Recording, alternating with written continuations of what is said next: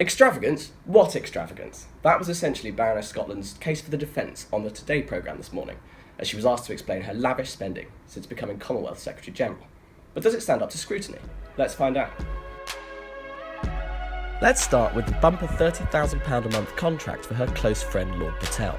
Baroness Scotland told the Today programme she followed all the procurement rules. A friend of yours, Lord Patel, or his company, was given a contract for 3 months' work for £90,000, and that job had not been set out to tender as perhaps it should have been. Is that right? No, but we have absolutely complied with the procurement rules. But hang on, this private memo clearly states in black and white that procurement practices were waived so Lord Patel could be given the job. Who's telling the truth, Baroness Scotland or her aides in this private memo?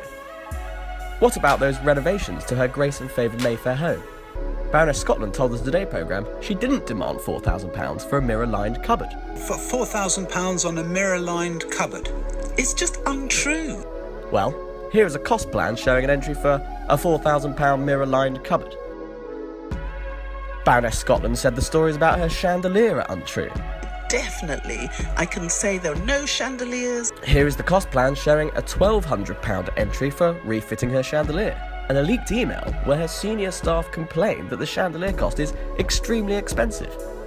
Baroness Scotland told Today she made sure there was no extravagance in the Mayfair home, and that the final cost will be only a little more than the original budget. One of the things you should be doing is cutting down your own expenditure, for instance, on your Commonwealth supplied home in London, and the suggestion is that you've spent actually hundreds of thousands of pounds renovating. Is that right? No, it's absolutely untrue.